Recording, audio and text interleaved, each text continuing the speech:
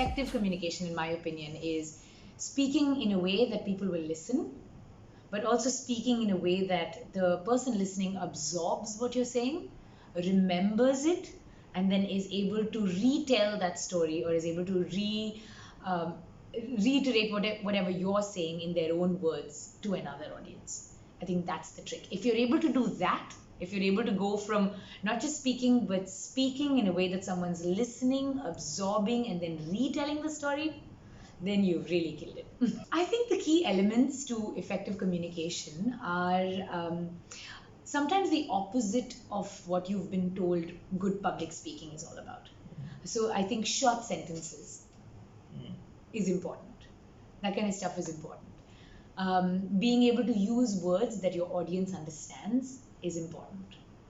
Being able to assess the room you're walking into, so being able to understand, first of all, where is your listener coming from and how can you meet them where they are, is one of the most important things to understand when you're trying to effectively communicate. And I think that the comfort of being able to be yourself when you're communicating, that authenticity, that vibe, is actually 90% of the work. And I've seen this happen over and over again in all of my years in media, that you can prep an interview, you can be interviewing the most important person in the world and you can have your list of 20 questions ready, but really your work is to go in there and set the vibe. And that's what's going to dictate how that interview goes. And that vibe and that energy that you bring into a room, that makes another person feel comfortable enough to share with you, makes the other person feel vulnerable enough to be able to give to you, where you share enough, that's the key element. Why is it important to be an effective communicator? Because no matter what work you do, you need to work with other people. If you need to work with other people, they need to know what you're thinking and what you need and what you want. And you need to be able to understand what they need, what they want, and where they are. So whether you're working as a junior accounts executive, whether you're working as a receptionist who's the first to see the people who walk into the door of your office, whether you're the CEO, whether you're somebody who's creating an app sitting on your laptop, working remotely, far away from the world, it's all communication. Absolutely. Anytime you interact with another human being, whether that's to buy a bottle of milk at the grocery store, or whether that's to be leading a team to do great things, that's effective communication. So number one is listen. I think being a good speaker is 80% listening, because only when you listen are you able to really understand the language that your audience is speaking and understand where they are. You have to meet your listener where they are, which means wherever they are in what they know, wherever they are in how they feel, wherever they are in terms of what their day has been like. You have to listen to be able to understand where they are so that you can go there and meet them.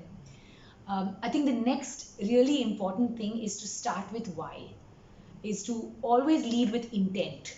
If you tell somebody why you're doing something, when you tell somebody the why of your idea, everything else will fall into place.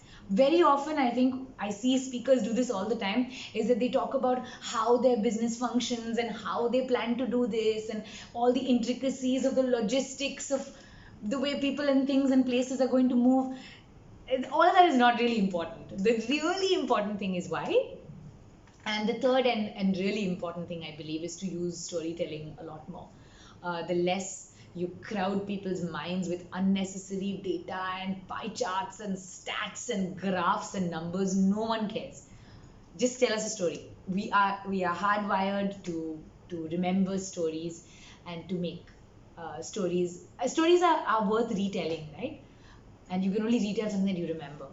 So one of the things that I'll never forget is that I was watching Inside Bill's Brain, which is a documentary on Netflix, and they talked about how Bill Gates was reading a newspaper and he read an article about a young boy in Thane, which is a sort of small town in India. And it really, and when he heard about the problems of sanitation and health in this particular town, he was so moved that they set up the Bill and Melinda Gates Foundation. Now, here's a man who has access to all the information in the world. He has, piles and piles of books sitting on his desk, I assume. you can't count the number of stats and numbers and charts he's exposed to every day. But what moves you enough? It's that story. What moves you to act? It's a story. It's always a story. Right.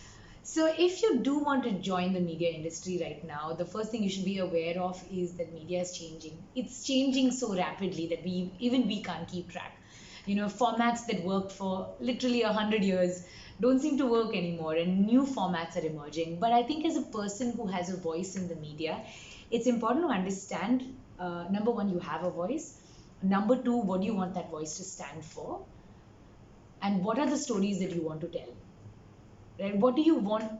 I mean, and then it doesn't matter whether you're telling a story on CNN, or whether you're telling it on social media, or whether you're telling it on Instagram, or whether you're telling it on Twitter, and whether those new forms I mean, who knows, maybe 3 years from now Instagram won't be a thing, and maybe YouTube won't exist, and whatever the format be, you have to understand that you have a voice, and that's a tremendous responsibility. So before you take up this mantle, just know that that is a responsibility.